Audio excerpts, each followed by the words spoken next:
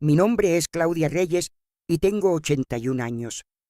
Sé que a mi edad debería estar tranquila, dejando que los recuerdos se queden donde los recuerdos deben quedarse, enterrados, silenciosos, sin molestar a nadie, pero hay algo que cargo desde hace casi 40 años.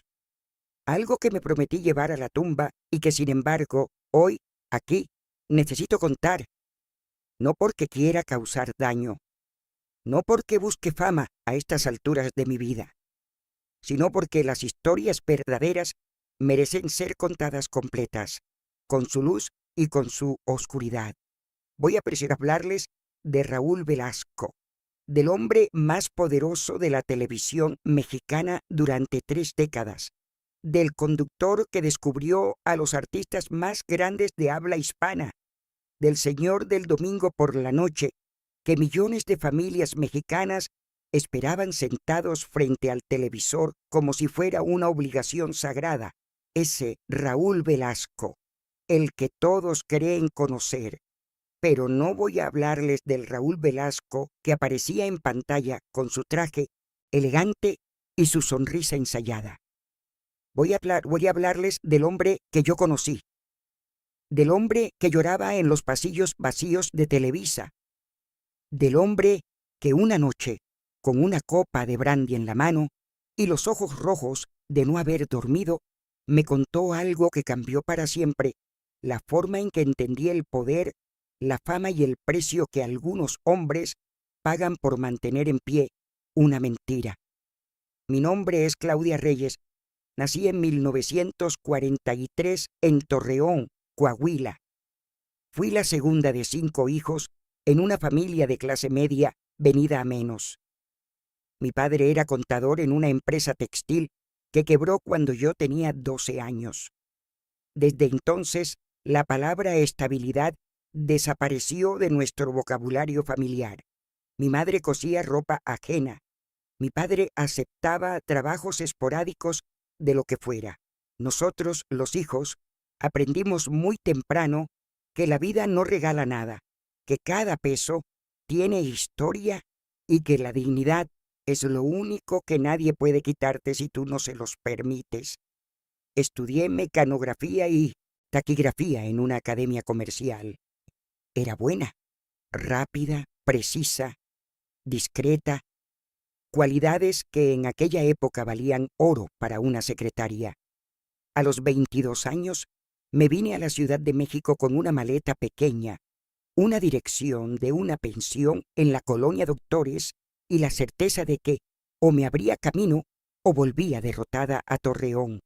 Esa segunda opción nunca la consideré seriamente. Los primeros años trabajé en despachos de abogados, en una agencia de publicidad, en una distribuidora de películas. Fui aprendiendo cómo funcionaba el mundo de los grandes, cómo se hablaba, cómo se callaba, cuándo era momento de avanzar y cuándo era momento de hacerse invisible. Esas lecciones me servirían más de lo que imaginaba. En 1971, a través de una conocida que trabajaba en producción, supe que siempre en domingo buscaba asistente de coordinación para el equipo del conductor principal. El programa llevaba apenas un año al aire, pero ya se sentía que algo grande estaba naciendo. Fui a la entrevista sin grandes expectativas. Salí de ahí con el trabajo. Raúl Velasco me recibió ese primer día con la misma cordialidad distante con que, descubriría después, recibía a todo el mundo. Un apretón de manos firme, una mirada que te evaluaba en 3 segundos, una sonrisa que era más herramienta que emoción. Me dijo que esperaba puntualidad, discreción y lealtad absoluta, que en ese trabajo las 3 cosas eran igual de importantes, que si alguna de las 3 llegaba a fallar, la relación terminaba sin explicaciones ni segundas oportunidades. Asentí, no porque me intimidara, sino porque entendí que ese hombre hablaba en serio, y yo siempre he respetado a la gente que habla en serio. Lo que no sabía en ese momento era que la lealtad que me pedía Raúl Velasco no sería solo hacia su trabajo, sería hacia su vida entera, hacia sus contradicciones, hacia sus miedos, hacia el secreto más pesado que he cargado en mis 81 años de existencia. Pero eso vino después. Al principio, todo era trabajo, mucho trabajo. Siempre en domingo era una máquina que no se detenía. Cada semana había que coordinar artistas, negociar tiempos, manejar egos, resolver crisis de último minuto. Raúl tenía una capacidad extraordinaria para controlarlo todo sin que nadie lo notara. En pantalla parecía improvisado, cercano, natural. Detrás de cámara era el hombre más calculador que he conocido en mi vida. Cada palabra que decía en pantalla había sido pensada. Cada gesto tenía propósito. Nada era accidente. Aprendí a leerlo en semanas. Cuando fruncía levemente el ceño izquierdo durante un ensayo, algo no le gustaba y había que cambiarlo antes de que lo dijera en voz alta. Cuando tamborileaba los dedos sobre la mesa durante una reunión, la reunión debía terminar pronto. Cuando sonreía con los ojos y no solo con la boca, genuinamente estaba contento y esos momentos eran más escasos de lo que la gente imaginaba. Durante los primeros 2 años, nuestra relación fue estrictamente profesional. Yo coordinaba, resolvía, anticipaba. Él dirigía, decidía, exigía. Funcionábamos bien. Había respeto mutuo, que en ese ambiente era más valioso que el afecto. Fue en 1973 cuando algo cambió. No de golpe. Fue gradual, casi imperceptible al principio. Empecé a notar que había noches, después de que el equipo de producción se iba, en que Raúl se quedaba solo en su oficina, con la puerta entreabierta y las luces bajas. Yo me quedaba siempre hasta el final, era parte del trabajo. Esas noches él no me pedía que me fuera. Tampoco me invitaba a quedarme. Simplemente no decía nada, y ese silencio era una forma de pedirme que estuviera cerca. La primera vez que me habló de verdad fue una noche de noviembre de 1973. Había sido una transmisión difícil. Un artista importante había cancelado a última hora. Hubo que improvisar todo. Raúl lo manejó en pantalla con la elegancia de siempre, pero cuando se apagaron las cámaras, se sentó en su silla y se quedó mirando el foro vacío durante largo rato. Yo estaba recogiendo papeles en un rincón. Él me preguntó, sin voltear a verme, si yo creía que la gente distinguía entre lo que era real y lo que era actuación. Le respondí que dependía de si querían ver la diferencia. Se quedó en silencio varios segundos. Luego dijo algo que no entendí completamente hasta años después. Dijo que había personas que construían su vida entera sobre una versión de sí mismos que no era completamente verdadera y que con el tiempo ya no sabían distinguir dónde terminaba la versión y dónde empezaban ellos. No respondí nada, solo seguí recogiendo papeles, pero esas palabras se quedaron conmigo esa noche y muchas noches después. Esa fue la primera grieta, la primera vez que vi, apenas un instante, al hombre detrás del conductor. Los años siguientes fueron de crecimiento constante para el programa y para nuestra relación de trabajo. Siempre en domingo se convirtió en el fenómeno televisivo más grande de México y luego de toda Latinoamérica. Artistas de todo el continente querían estar ahí. Estar en ese foro un domingo por la noche era sinónimo de éxito, de legitimidad, de haber llegado. Y Raúl lo sabía. Lo administraba con la precisión de un cirujano. Yo fui creciendo con el programa. De asistente de coordinación pasé a coordinadora de producción, luego a jefa de logística, y hasta que en 1977 Raúl me propuso ser su asistente personal directa. no coordinadora del programa, sino suya, su mano derecha en todo sentido. Le pregunté qué significaba exactamente ese cambio. Él me miró con esa expresión suya, mitad cálculo, mitad honestidad, y me dijo que significaba que yo manejaría su agenda completa, sus compromisos públicos y privados, su correspondencia, sus asuntos personales delicados, que necesitaba a alguien de confianza total, no solo profesional, sino humana, alguien que entendiera que había aspectos de su vida que jamás debían salir de ciertos espacios. Acepté. Tenía 34 años. Era soltera. El trabajo era mi vida. No tenía razones para decir que no. Lo que no calculé fue el peso real de esa confianza, porque con ella vinieron cosas que no estaba preparada para cargar. Empecé a entender la estructura completa de la vida de Raúl Velasco. La pública ya la conocía. La privada fue revelándose poco a poco como un cuarto oscuro que uno entra sin saber bien cómo salir. Raúl estaba casado con Patricia Velasco, una mujer elegante, discreta, que aparecía en eventos públicos con la sonrisa correcta y la distancia apropiada. Tenían hijos, la familia perfecta para el conductor perfecto. Pero desde los primeros meses, como su asistente personal, empecé a notar que Patricia y Raúl vivían vidas paralelas que rara vez se cruzaban más allá de las apariciones necesarias.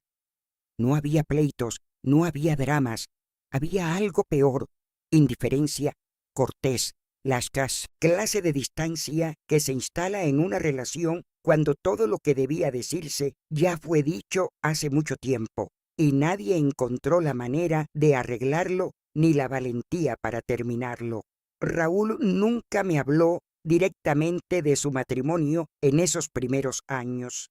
No era necesario.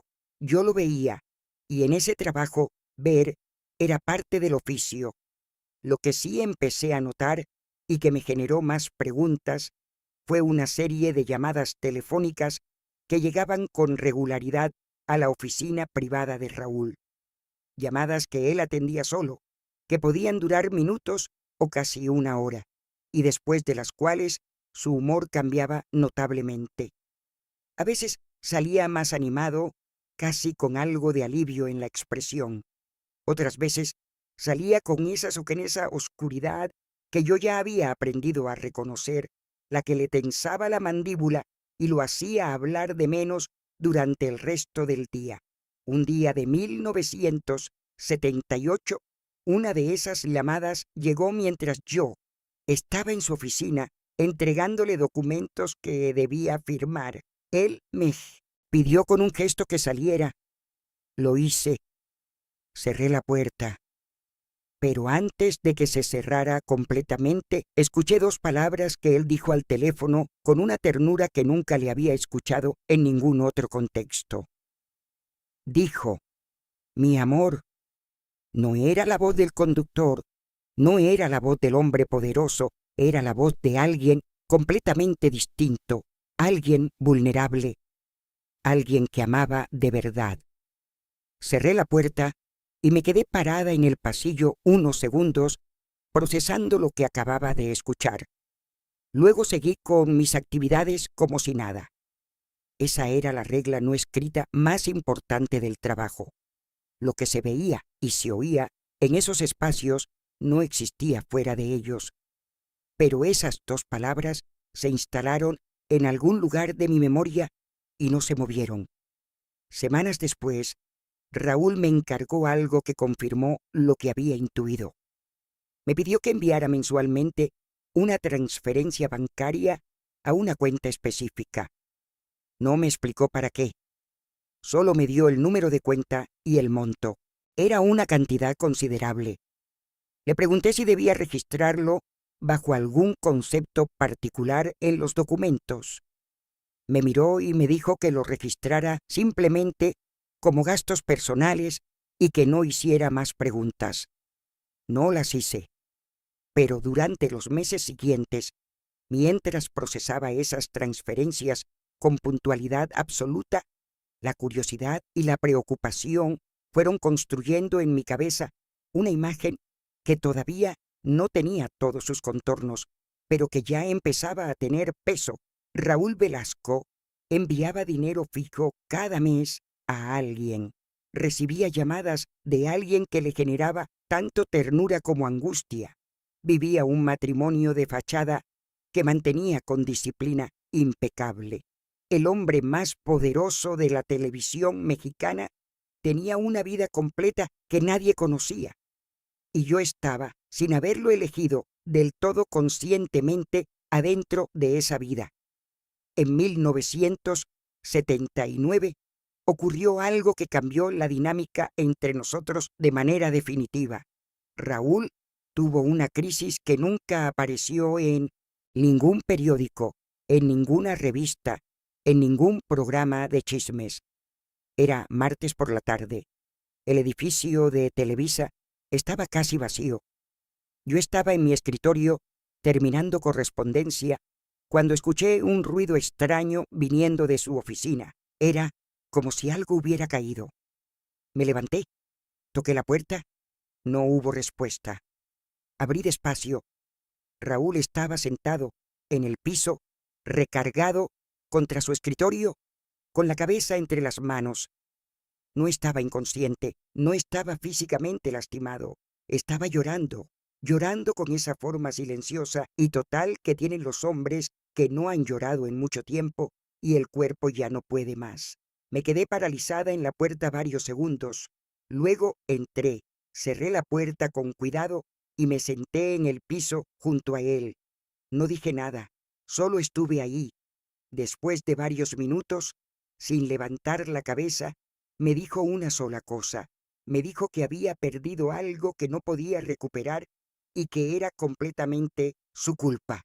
Esa noche fue la primera vez que intuí que el secreto de Raúl Velasco era mucho más grande y más doloroso de lo que cualquier rumor de pasillo podía imaginar.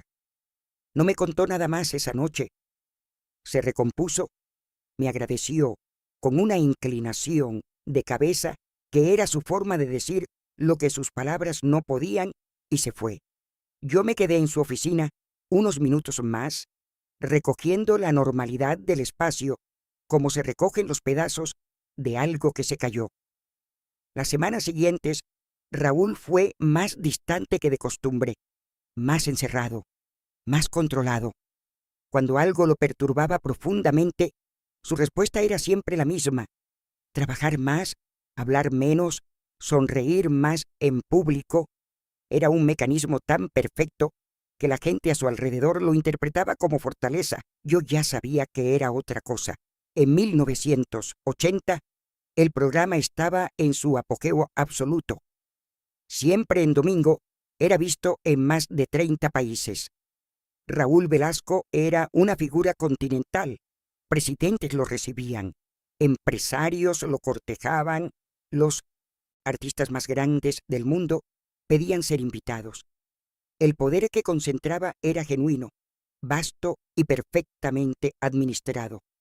Y sin embargo, yo lo veía llegar algunas mañanas con una sombra en los ojos que ningún maquillaje de televisión podía cubrir del todo.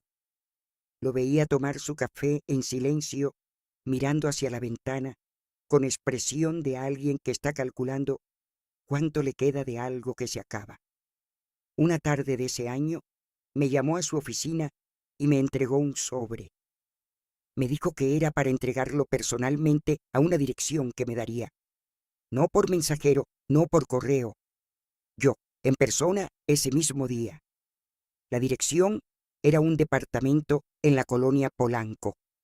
Tomé un taxi, llegué al edificio, subí al cuarto piso y toqué la puerta del departamento indicado. Abrió una mujer joven. Tendría unos 25 años. Era hermosa, con una hermosura tranquila, sin artificio, la clase de belleza que no necesita esforzarse. Me miró con ojos inteligentes y antes de que yo pudiera decir nada, preguntó si venía de parte de Raúl. Le dije que sí, que traía un sobre para ella. Lo tomó con manos calmadas. Me agradeció con una sonrisa breve. Luego, antes de cerrar la puerta, me miró un instante más largo de lo necesario y me dijo: «Cuídelo, por favor. Él no siempre se cuida solo». Cerró la puerta. Bajé al taxi sintiéndome portadora de algo que excedía mis capacidades de comprensión. No sabía quién era esa mujer. No sabía qué había en el sobre. No sabía qué clase de relación los conectaba.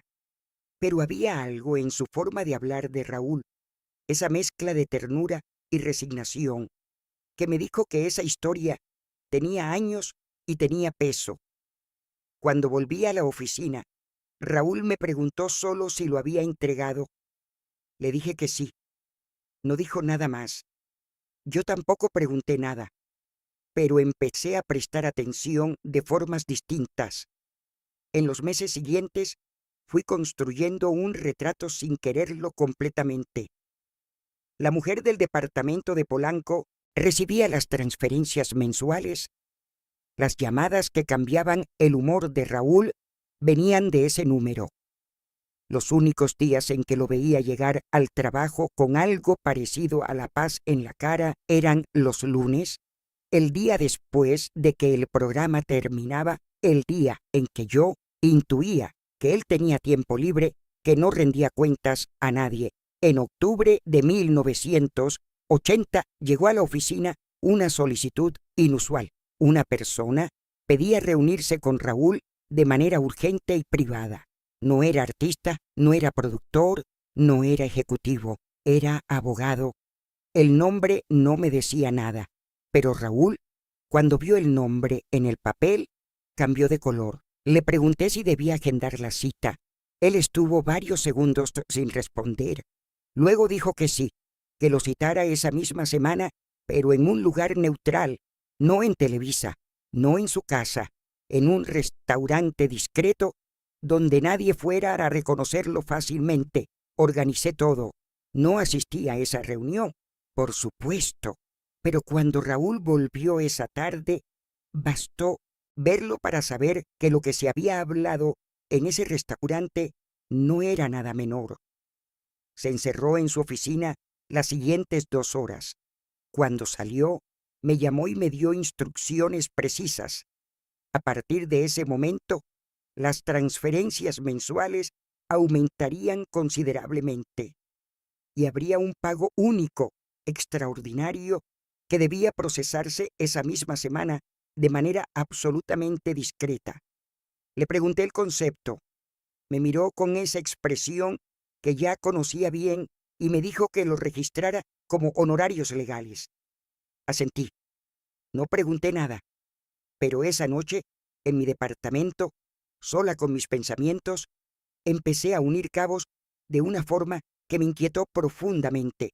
Había un abogado, había una mujer joven en Polanco, había pagos que crecían, había una crisis que Raúl no podía mostrarle al mundo. Todavía no tenía la historia completa, pero ya sentía su peso. En diciembre de ese año, en la fiesta de fin de año del programa, Raúl levantó su copa y brindó con el equipo. Estaba brillante esa noche, encantador, el conductor perfecto, incluso fuera de cámara, pero en un momento, cuando todos reían con algún chiste que alguien acababa de contar, lo vi a él, solo a él, y sus ojos estaban en otro lugar completamente. Estaban en algún lugar que ninguno de nosotros en esa sala podía ver. El año 1981 comenzó con una tensión nueva en el ambiente. No era algo que pudiera nombrarse fácilmente, era más bien una acumulación, la clase de presión que se va instalando debajo de la superficie de las cosas normales hasta que un día ya no cabe más. Raúl trabajaba con una intensidad que a veces rayaba en lo compulsivo. Llegaba antes que nadie, se iba después que todos. Aceptaba compromisos que antes habría declinado, entrevistas, eventos, apariciones públicas que consumían sus fines de semana. Era como si necesitara llenarlo todo, cada hora, cada espacio, para no dejar hueco donde pudiera instalarse algo que no quería enfrentar. Yo lo seguía de cerca. Era mi trabajo, pero también para ese momento era algo más que trabajo. Era una especie de responsabilidad que nadie me había impuesto formalmente, pero que sentía como propia. En marzo de 1981 ocurrió algo que en el momento me pareció menor y que con los años entendí que no lo era. Raúl me pidió que investigara discretamente a un cantante joven que había llegado al programa por primera vez unas semanas antes. No era una verificación artística, eso lo hacía el equipo de producción. Era algo diferente. Me pidió que buscara información sobre su vida personal, su origen, su familia, sus conexiones. Lo hice sin cuestionar. Era parte de lo que él llamaba conocer el contexto completo de con quién trabajaba. Pero cuando le entregué el reporte, su reacción fue extraña. Leyó en silencio, luego dobló los papeles con cuidado exagerado y los guardó en el cajón de su escritorio que cerraba con llave. No dijo si la información era útil o inútil. No agradeció ni criticó. Solo preguntó si yo había guardado copia de ese reporte. Le dije que no. Me dijo que bien. Semanas después, ese cantante joven dejó de aparecer en el programa sin explicación pública. Simplemente desapareció de la grilla de invitados. En ese mundo, eso ocurría constantemente. Artistas que caían del favor de Raúl por razones que nunca se hacían explícitas. Carreras que florecían o se marchitaban dependiendo de si el conductor les extendía o les retiraba su apoyo. El poder de Raúl Velasco en esa industria era casi absoluto, y yo empezaba a darme cuenta de que había una dimensión de ese poder que no era solo artística ni comercial. Había algo más, algo que tenía que ver con información, con secretos, con la administración cuidadosa de lo que se sabía sobre cada quien. En mayo llegó otra de esas visitas que Raúl prefería que no quedaran en la agenda oficial. Era un hombre de mediana edad, discreto, bien vestido, que llegó sin ser anunciado y al que Raúl recibió de inmediato interrumpiendo una reunión de producción. Estuve afuera de la oficina mientras hablaban. La reunión duró 40 minutos. Cuando el hombre salió, me miró brevemente con expresión neutra y se fue sin decir nada. Raúl me llamó a su oficina. Tenía una lista escrita a mano. Me dijo que necesitaba que esas personas, 6 nombres, fueran retiradas silenciosamente de toda agenda de apariciones en el programa por tiempo indefinido, sin comunicados, sin explicaciones a sus representantes, simplemente que no hubiera disponibilidad cuando solicitaran fechas. Reconocí 2 de los nombres. Eran figuras conocidas del medio artístico. Le pregunté si debía dar alguna razón si preguntaban. Me dijo que dijera que la temporada estaba llena y que los contactaría cuando se abriera espacio. Obedecí. Era mi trabajo. Pero esa noche, recordando la lista, recordando la visita misteriosa, recordando el cantante joven que había desaparecido meses antes, empecé a preguntarme qué clase de información estaba circulando alrededor de Raúl y para qué se usaba exactamente. El poder en televisión nunca es solo creativo. Siempre hay una economía paralela de favores, silencios y amenazas veladas que sostiene la estructura visible. Yo lo sabía en abstracto. Estaba empezando a entenderlo en concreto. En agosto de ese año, Raúl me pidió algo que fue la primera vez que dudé antes de obedecer. Me pidió que me asegurara de que cierta nota periodística que estaba a punto de publicarse no llegara a publicarse. No me explicó cómo. Solo me dijo que encontrara la manera. Era una columna de chismes de espectáculos. El periodista, uno que yo conocía de vista, insinuaba en su texto que el conductor más famoso de México tenía ciertos arreglos privados que contradecían su imagen de hombre de familia. No era un artículo de investigación profunda. Era el tipo de nota que en ese medio se publicaba regularmente y se olvidaba en 3 días. Pero algo en ese texto específico hizo que Raúl reaccionara con una urgencia desproporcionada. Hice algunas llamadas. Usé conexiones que había construido en 10 años de trabajo. La nota no se publicó. Raúl nunca me agradeció explícitamente. Solo me miró al día siguiente con una expresión que contenía algo que tardé en identificar. Era alivio, sí, pero mezclado con algo más oscuro. Era la expresión de alguien que acaba de comprobar que depende más de otra persona de lo que quisiera. Y yo entendí en ese momento que nuestra relación había cruzado una línea. Ya no era solo asistente y jefe. Yo era guardiana de algo. Y esa responsabilidad no tenía contrato, no tenía horario y no tenía manera fácil de terminar. Fue en la primavera de 1982 cuando Raúl Velasco me contó la primera parte de la verdad. No fue una confesión planeada, fue algo que ocurrió de la forma en que ocurren las cosas más importantes, sin aviso, en un momento ordinario que de repente deja de serlo. Era noche de miércoles. Habíamos terminado tarde una sesión de planificación para las grabaciones del mes siguiente. El equipo se había ido. Quedábamos solo Raúl y yo en su oficina. Él estaba de pie junto a la ventana con un vaso de brandy que había estado sujetando sin beber durante media hora. Yo estaba recogiendo mis cosas para irme. Él me preguntó sin voltear a verme si alguna vez había amado a alguien de verdad. No como pregunta retórica, como pregunta real de las que necesitan respuesta. Le dije que sí. Una vez, hace mucho. Él asintió, como si eso confirmara algo que ya sabía. Luego se volteó y me miró directamente. Me dijo que él también había amado a alguien de verdad. Solo una vez, solo una persona.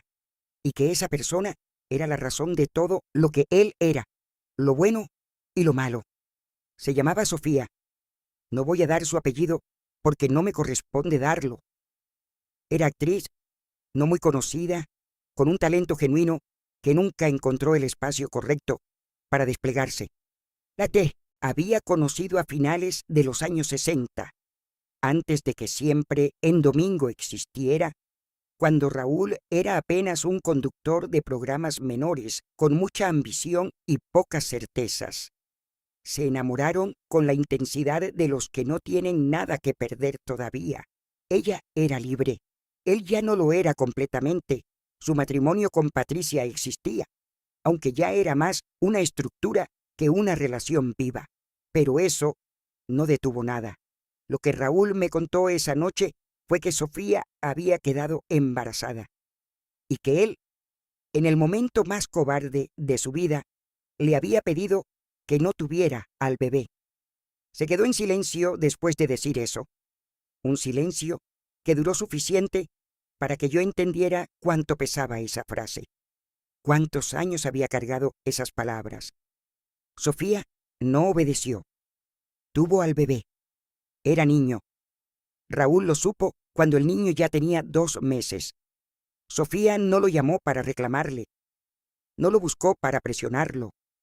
Solo le mandó un mensaje diciéndole que había tenido un hijo que lo llamó Andrés, que ella sola podía criarlo, que no le estaba pidiendo nada, pero que creía que tenía derecho a saber que existía. Raúl me dijo que esa nota le llegó justo cuando Siempre en Domingo empezaba a crecer, cuando su nombre empezaba a ser algo grande, cuando una sola grieta en la imagen perfecta que estaba construyendo podía derrumbar todo. Tomó la decisión que tomó. Llamó a Sofía. Le ofreció ayuda económica, discreción total, apoyo material para ella y para el niño. A cambio, silencio. Ella no debía hablar con nadie de su relación ni del origen del niño. Él no aparecería públicamente como padre. El niño crecería sin saber quién era su padre. Sofía aceptó. Necesitaba el dinero. Tenía un bebé y ninguna red de seguridad. Aceptó con la resignación de alguien que ya sabe que el mundo no está construido a su favor. Raúl me miró después de contarme esto y me preguntó si yo lo juzgaba. Le respondí con honestidad. Le dije que no era mi lugar juzgarlo, pero que sí podía decirle que esa clase de decisiones no se van, que se quedan. Él asintió. Me dijo que lo sabía mejor que nadie. Me dijo que Andrés tenía 12 años ya, que vivía con Sofía en un departamento que él pagaba, que iba a buena escuela, que tenía todo lo material que necesitaba, pero que no sabía nada de su padre, que lo llamaban con un nombre inventado. Cuando el niño preguntaba, le pregunté qué nombre le habían dado. Me dijo que le habían dicho que su padre había muerto antes de que él naciera, un hombre de quien Sofía apenas había sabido poco, una historia construida para proteger a todos, o eso se decía Raúl, para poder dormir. Esa noche volví a mi departamento, caminando aunque quedaba lejos. Necesitaba el aire, necesitaba el movimiento. Cargaba ahora algo que nadie más en ese edificio sabía. El hombre más poderoso de la televisión mexicana tenía un hijo que no sabía que existía como padre. Un niño que crecía con una mentira en lugar de origen. Y yo era la única persona fuera de Sofía que lo sabía. Esa responsabilidad no me la había pedido, pero ya era mía. Después de esa confesión, algo cambió entre Raúl y yo de manera silenciosa, pero definitiva. No fue que nuestra relación se volviera más cercana en el sentido sentimental. Era algo diferente. Era la clase de vínculo que se crea cuando una persona te ha mostrado su parte más oscura y tú no te fuiste. Él trabajó durante los meses siguientes con esa misma energía compulsiva de siempre. El programa creció aún más. Los ratings eran históricos. Su nombre era sinónimo de televisión en toda América Latina. Pero yo lo veía y veía la distancia entre lo que proyectaba y lo que cargaba. En 1983 ocurrió algo que lo sacudió. Sofía llamó. No era llamada rutinaria. Andrés había tenido un accidente, no grave, pero lo suficiente para que hubiera hospitalización, estudios médicos, gastos que excedían lo que la mensualidad cubría. Raúl manejó todo en silencio y con eficiencia. Dinero, médicos, lo necesario. Pero durante días estuvo diferente, más callado aún, con esa mirada de quien está calculando el costo de sus decisiones. Una tarde, mientras revisábamos la agenda de la semana siguiente, me preguntó algo que me tomó desprevenida. Me preguntó si yo creía que un niño podía crecer bien sin saber quién era su padre. No le respondí de inmediato. Era pregunta que merecía honestidad y no comodidad. Le dije que dependía de qué tan bien construida estuviera la versión que le habían dado, pero que en algún momento, casi siempre, las personas buscaban su origen, que el vacío de no saber de dónde venías era un tipo de hambre que no se llenaba con nada más. Él no respondió, pero la pregunta quedó flotando entre nosotros el resto de la tarde. En 1984 tuve mi primer encuentro directo con Andrés, aunque él no lo sabía. Raúl me pidió que fuera a entregar personalmente un sobre a Sofía en el departamento de Polanco, que ya para entonces habían cambiado a un lugar más amplio en la colonia del Valle. Llegué al mediodía de un sábado. Sofía abrió la puerta. Detrás de ella, en el fondo del departamento, vi a un muchacho de unos 14 años sentado en el piso frente al televisor.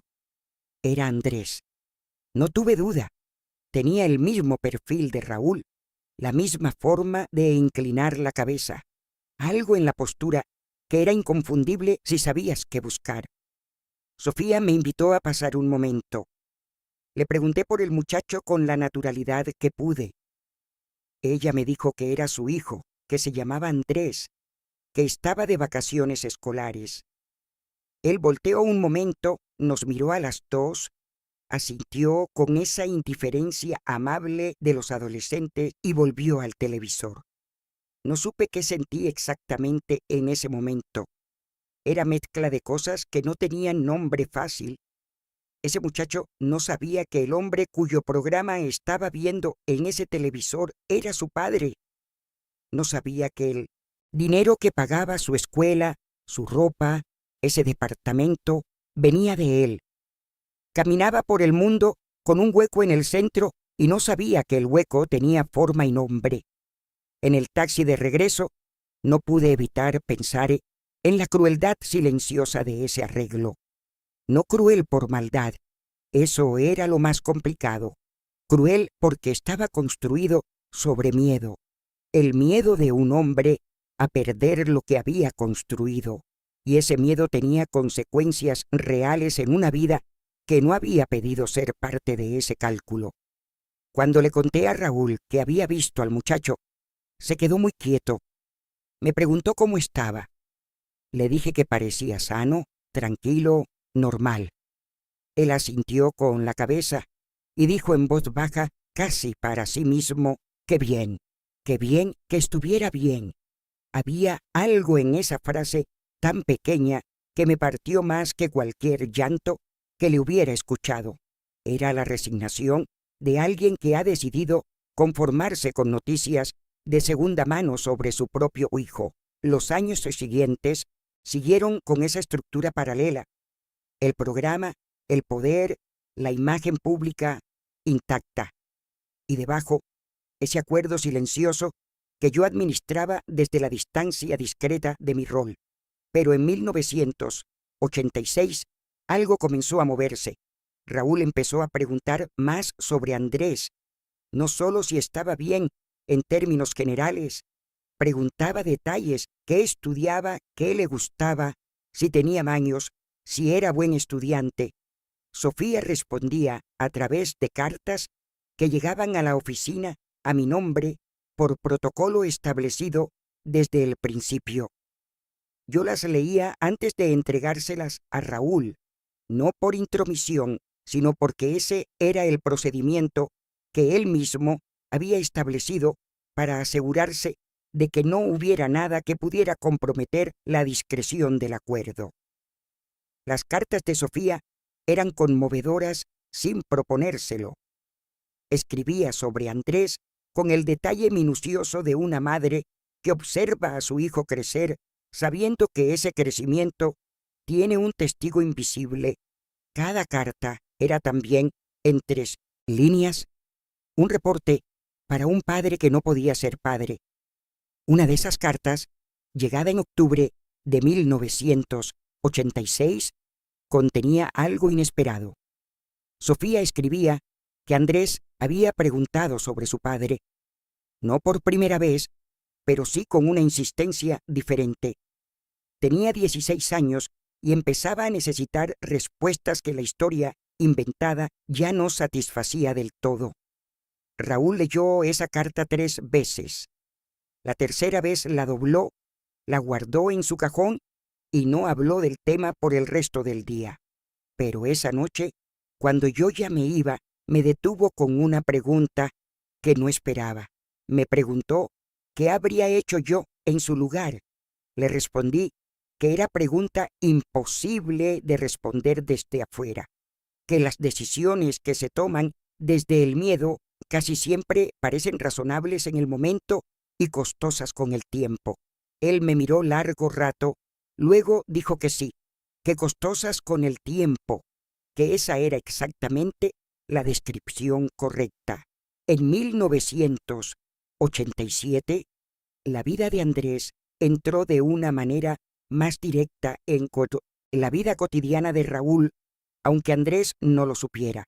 Sofía escribió que el muchacho quería estudiar comunicación. Tenía 17 años y había decidido que quería trabajar en televisión, en radio, en algo relacionado con los medios. Era, según Sofía, su pasión genuina desde hacía años. Había ganado un concurso escolar de oratoria. Había hecho trabajo voluntario en una estación de radio comunitaria de su colonia. Raúl leyó esa carta en silencio y luego hizo algo que me sorprendió. Sonrió. Fue sonrisa pequeña, casi involuntaria, pero real. La clase de sonrisa que uno no puede evitar cuando algo le alegra de verdad. Me dijo que su hijo quería hacer lo mismo que él. Era la primera vez que lo escuchaba decir su hijo así, sin filtros, sin la distancia que normalmente ponía entre él y esa realidad. Le pregunté qué iba a hacer con esa información. Él se levantó, fue a su ventana, estuvo un momento en silencio, luego me dijo que quería que Andrés tuviera las mejores oportunidades, sin que supiera de dónde venían, igual que siempre, pero más. Organizamos lo que Raúl llamó una beca de talento a través de un intermediario, un fondo que ayudaría a Andrés a estudiar en la universidad privada que quisiera, con todos los gastos cubiertos, bajo el pretexto de una fundación educativa que en realidad no existía más allá del papel necesario para que el dinero llegara de manera limpia. Andrés aceptó la beca sin sospechar nada. Sofía nos informó que el muchacho estaba emocionado, agradecido, convencido de que su esfuerzo había sido reconocido por algún programa institucional. Durante los 4 años de su carrera universitaria, recibí reportes de Sofía sobre su progreso. Raúl los leía con atención que nunca dedicaba a ningún otro documento. Andrés era buen estudiante, disciplinado, curioso, con talento natural para comunicarse. Sus profesores lo distinguían, y Raúl, el hombre que desde una pantalla había formado el gusto de millones de personas durante décadas, seguía el progreso de su hijo a través de cartas de segunda mano, sin poder decirle que estaba orgulloso. En 1989 ocurrió algo que tensó el acuerdo. Un periodista, diferente al de años atrás, pero con el mismo instinto de buscar grietas en las superficies perfectas, empezó a preguntar cosas en el ambiente del espectáculo sobre la vida privada de Raúl. No tenía información concreta, solo rumores, fragmentos, ese tipo de humo que precede al fuego si alguien lo alienta. Raúl me llamó con urgencia. Me dijo que necesitaba saber exactamente qué estaba circulando, de dónde venía y quién podría estar hablando. Hice lo que pude. Usé contactos. Pregunté con cuidado. Lo que encontré fue que los rumores no venían de Sofía, que cumplía el acuerdo con una fidelidad que con los años había dejado de sorprenderme y empezado a parecerme casi trágica. Venían de alguien del entorno cercano de Raúl, alguien que había visto o escuchado algo que no debía. Raúl manejó la situación como siempre, con precisión, con el uso estratégico de la información que él tenía sobre otros. En ese mundo, el poder no era solo lo que construías, sino lo que sabías. Y Raúl sabía mucho. El periodista dejó de preguntar. Pero ese episodio tuvo un efecto secundario que no esperé. Me hizo consciente de que yo también era parte de ese sistema de silencios administrados, que mi lealtad a Raúl implicaba inevitablemente ser parte de mecanismos que no siempre me parecían correctos. Una noche de ese año, caminando desde Televisa a donde tomaba el metro, me pregunté con honestidad cuándo había cruzado yo la línea entre ser leal a un jefe y ser cómplice de algo más complejo. No encontré respuesta clara. Las líneas en esas situaciones nunca son claras. Lo que sí sabía era que para ese momento ya no podía hacer como si no supiera lo que sabía, y que la única dirección posible era seguir adelante dentro de que es ese conocimiento, intentando desde ahí hacer lo que pudiera. Eso era lo que me decía a mí misma. Algunas noches me lo creía completamente, otras noches menos. En 1990, Andrés se graduó de la universidad. Sofía nos mandó una foto. Era muchacho alto, con toga y birrete, sonrisa amplia de quien ha logrado algo que le importa. Parecía seguro, parecido a su padre, en formas que yo ya podía leer como un texto conocido. Raúl tuvo esa foto en su mano durante largo rato. No dijo nada, pero esa noche, por primera vez en mucho tiempo, lo escuché tararear algo mientras revisaba documentos. Una melodía sin nombre, casi inaudible. Era la primera vez que lo veía hacer algo que se pareciera, aunque fuera de lejos, a la felicidad. Los años 90 trajeron cambios que nadie en ese mundo supo manejar completamente bien. La televisión mexicana empezó a transformarse. Las audiencias cambiaron. Los formatos que habían durado décadas empezaron a mostrar su edad. Siempre en domingo seguía al aire, pero su reinado absoluto comenzó a tener fisuras.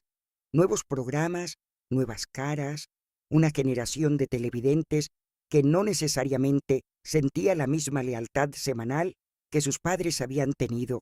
Raúl lo veía, lo analizaba, lo procesaba con esa mente suya que nunca dejaba de calcular. Pero había algo diferente ahora. Una fatiga que no era solo profesional. Tenía casi 60 años. Había pasado 3 décadas siendo el árbitro del éxito en la industria más poderosa del entretenimiento latinoamericano. Había tomado decisiones de las que estaba orgulloso y decisiones que lo perseguían. Había construido un imperio y había pagado por ese imperio un precio que nadie en el público podía ver. En 1992, Andrés consiguió su primer trabajo formal en medios.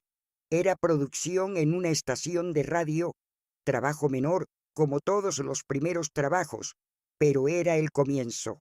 Sofía nos informó con evidente orgullo.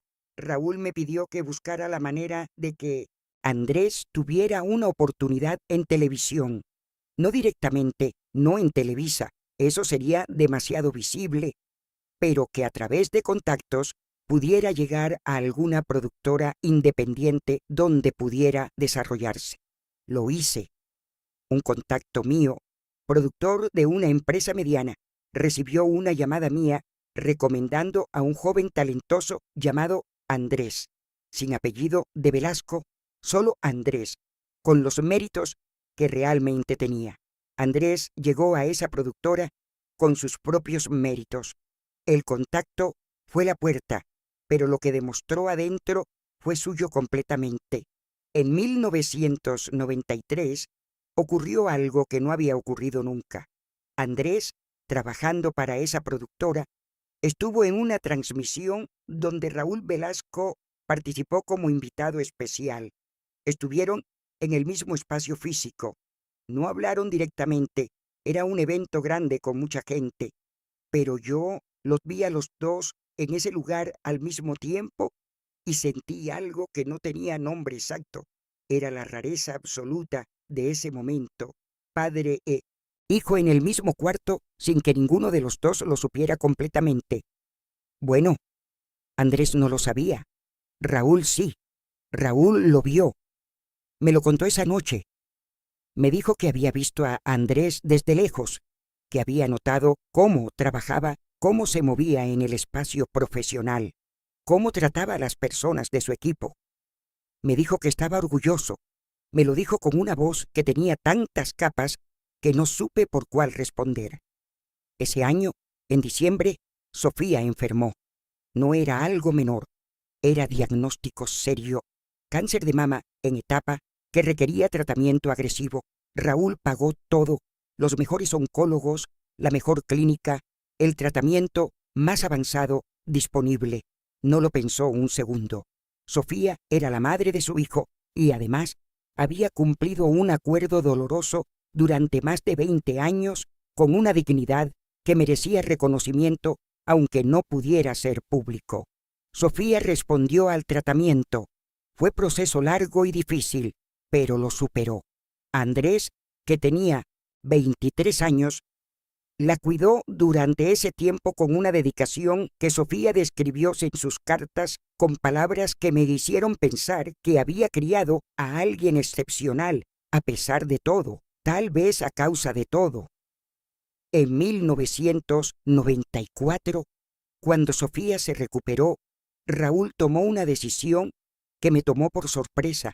Me dijo que quería conocer a Andrés, no como Raúl Velasco, conductor, sino de alguna forma que le permitiera estar en el mismo espacio, hablar con él, aunque fuera brevemente, sin revelar quién era. Le dije que eso era complicado, que Andrés trabajaba en medios, que era una industria pequeña, que el riesgo de que alguien estableciera conexiones era real. Raúl me dijo que era un riesgo que quería correr. Organicé un evento de la industria donde Andrés estaría presente como parte de su trabajo. Un foro de producción televisiva. Raúl asistiría como ponente, lo cual era completamente natural. Los presenté en el momento del cóctel posterior. Los presenté simplemente por sus nombres. Raúl, Andrés. Dos personas de la industria en un evento de la industria. Observé esa conversación desde una distancia que me permitía verlos sin escucharlos completamente. Duró quizás 15 minutos. Andrés era respetuoso, pero no reverente, lo cual era exactamente la actitud correcta frente a alguien de la trayectoria de Raúl. Hacía buenas preguntas, escuchaba bien, tenía algo que hacer que la gente quisiera seguir hablándole. Raúl, por su parte, estuvo más presente en esa conversación de lo que yo le había visto estar en mucho tiempo, no en su modo conductor, sino en algo más quieto, más genuino. Cuando se separaron y el evento continuó, busqué a Raúl en un momento en que estaba solo. Le pregunté cómo había estado. Me miró y me dijo, en voz baja, que su hijo era exactamente como había imaginado que sería. El año 1995 marcó el inicio del fin de siempre en domingo tal como había existido. Los cambios en la televisión ya no podían ignorarse. Las negociaciones internas, los reajustes de formato, la presión de una nueva generación de ejecutivos que veían el programa como reliquia más que como motor actual. Raúl lo sabía y lo resistía con la misma energía con que había resistido todo en su vida. Pero había algo que había cambiado en él desde el encuentro con Andrés en ese foro de la industria.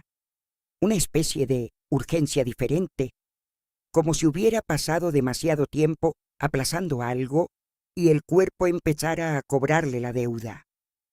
En febrero de 1996, me llamó a su oficina en un horario inusual.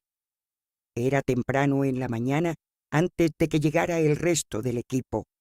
Tenía sobre su escritorio 2 vasos de café y expresión que yo reconocí de inmediato como la que usaba cuando iba a decir algo que le costaba. Me dijo que había tomado una decisión, que quería decirle la verdad a Andrés. Me quedé en silencio un momento. Luego le pregunté si había pensado en todas las implicaciones. Me dijo que llevaba años pensando en las implicaciones, que había llegado al punto donde las implicaciones de no decirlo le pesaban más que las implicaciones de decirlo. Le pregunté si había hablado con Sofía. Me dijo que sí, que Sofía había llorado, que después de llorar había dicho que era decisión que debía tomar él, que ella lo apoyaría. Le pregunté si quería que yo le avisara a Andrés de alguna manera primero para preparar el terreno.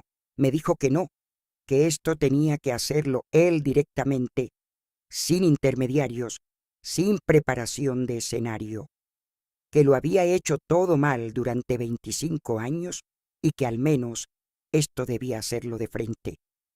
Me pidió que organizara un encuentro, que usara los contactos de la industria para crear contexto natural, una reunión profesional que no levantara sospechas.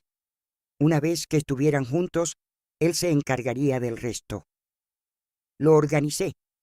Era comida de trabajo aparentemente para discutir posibilidades de colaboración para un proyecto que Andrés estaba desarrollando. Era pretexto creíble. Andrés aceptó sin sospechar nada. La tarde antes de esa comida, Raúl se quedó en su oficina hasta tarde. Yo estaba fuera terminando cosas pendientes. A las 9 de la noche salió, me vio y se detuvo. Me dijo que tenía miedo. Le dije que era comprensible. Me preguntó qué pasaría si Andrés lo rechazaba. Le respondí que no podía saberlo, pero que el rechazo de Andrés sería información real y que vivir con la ausencia de esa información era lo que lo había estado consumiendo todos esos años. Él consideró eso por un momento. Luego asintió y se fue. La comida fue al día siguiente. Yo no estaba presente. Era algo que Raúl necesitaba hacer solo y yo lo entendí sin que tuviera que explicármelo. Esperé en la oficina. Raúl llegó 4 horas después. Eran casi las 4 de la tarde. Entró, cerró la puerta de su oficina, se sentó. Yo esperé afuera un tiempo prudente y luego toqué. Me dijo que pasara. Tenía cara lavada, como si hubiera llorado y se hubiera lavado después para borrar la evidencia. Pero los ojos lo delataban. Me dijo que le había contado todo, que Andrés había escuchado en silencio durante casi 1 hora sin interrumpirlo, que al final había habido un silencio largo que Raúl describió como el más difícil de su vida, más difícil que cualquier silencio en 25 años de secreto. Luego Andrés le había preguntado una sola cosa. Le había preguntado si él, Raúl, lo había amado. Raúl le dijo que sí, que toda su vida, que desde antes de conocerlo.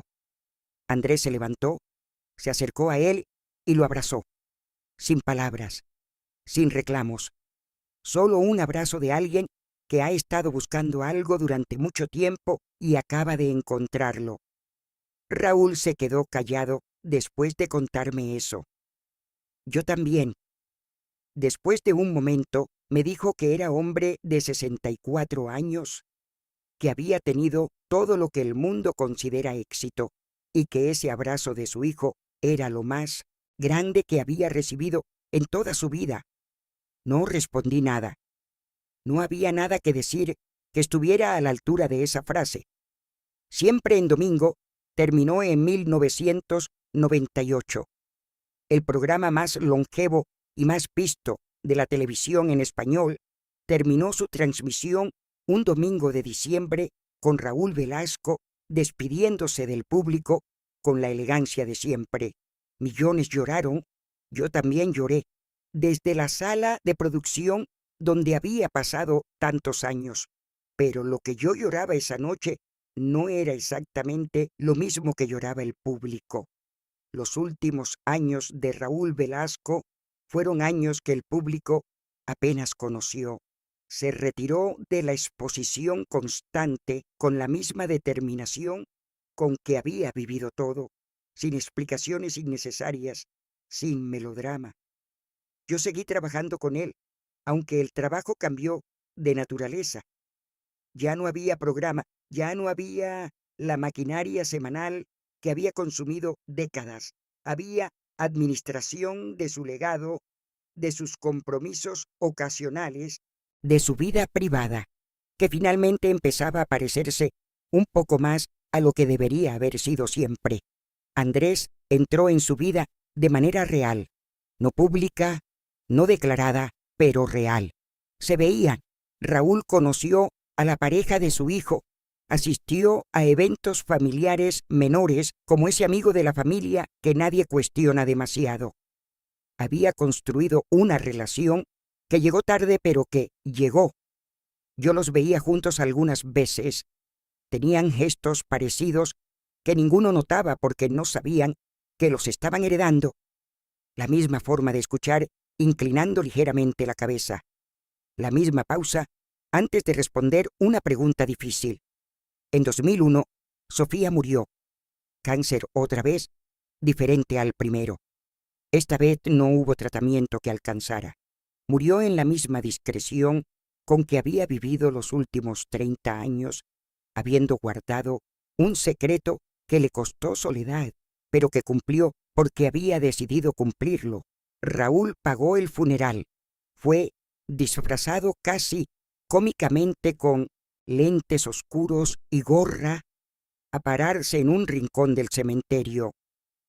Vi su cara desde lejos cuando bajaron el féretro. Era cara de alguien que entierra a la vez a la persona y a todo lo que esa persona representó en su historia. Andrés no sabía que Raúl estaba ahí. Lloró a su madre con la libertad de quien no tiene que actuar para nadie. Raúl lo vio llorar y lloró también, pero en silencio, desde la distancia, como había hecho casi todo lo que tenía que ver con ese hijo durante demasiados años. En el camino de vuelta del cementerio, Raúl no dijo nada durante mucho tiempo. Cuando llegamos a su casa y yo me disponía a irme, me detuvo. Me dijo que quería pedirme algo. Le dije que me lo pidiera. Me dijo que cuando él muriera, quería que yo le contara a Andrés la historia completa, no la versión que él mismo le había dado en esa comida de 1996, que había sido la verdad, pero no toda la verdad, sino todo, lo que yo había visto, lo que había administrado, lo que sabía. O sea, pues, dijo que su hijo merecía conocer no solo que había sido amado, sino cómo había sido amado, con qué torpeza, con qué miedo, con qué dolor constante, para que pudiera entender que las personas buenas también cometen errores enormes y que los errores enormes no cancelan el amor. Me miró y me preguntó si podía pedirme eso. Le dije que sí. Raúl Velasco murió el 26 de noviembre de 2002. Tenía 70 años. México lo lloró como se llora a una era completa. Los medios dedicaron días enteros a su legado, a los artistas que había lanzado, a los domingos que había definido para generaciones. Nadie habló de Sofía, nadie sabía de Andrés. El secreto resistió incluso la muerte, al menos públicamente. Yo fui al funeral y cumplí mi rol de siempre. Eficiente, discreta, presente. La asistente leal del conductor histórico. 2 semanas después del funeral, llamé a Andrés.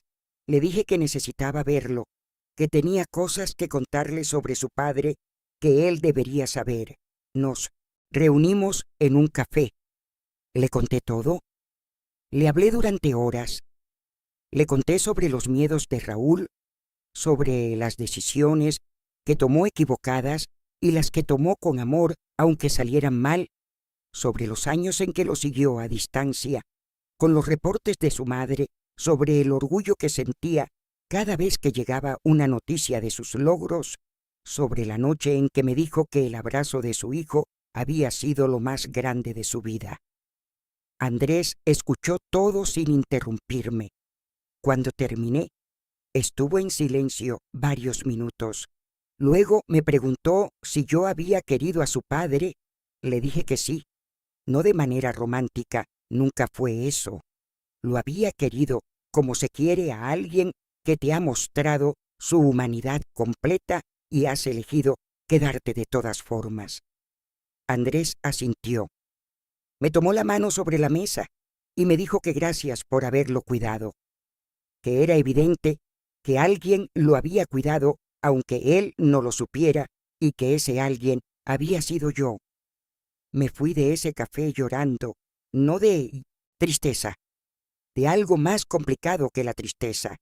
Tengo 81 años. He guardado esta historia 40 años. La guardo ya no por lealtad al secreto, sino por respeto al tiempo que tomó, porque algunas verdades necesitan madurar antes de poder decirse sin lastimar más de lo que revelan. Lo que aprendí junto a Raúl Velasco es esto: el poder no protege de nada que importe de verdad. Un hombre puede tener 30 años de audiencias millonarias y morir con el miedo de no haber sido suficiente para una sola persona. La fama es el ruido que hacemos para no escuchar lo que nos duele, y el amor que se guarda sin decirse no deja de ser amor, pero se pudre un poco, como todo lo que no respira. Raúl Velasco fue el hombre más poderoso de la televisión en español durante 3 décadas. También fue un padre que amó en silencio, que se equivocó en silencio y que al final encontró, apenas a tiempo, la manera de decir la verdad. Mi nombre es Claudia Reyes. Fui su asistente durante 31 años. Guardé sus secretos mientras los necesitó. Hoy los cuento porque él me pidió que lo hiciera y porque las historias verdaderas, con toda su luz y toda su oscuridad, merecen ser contadas completas.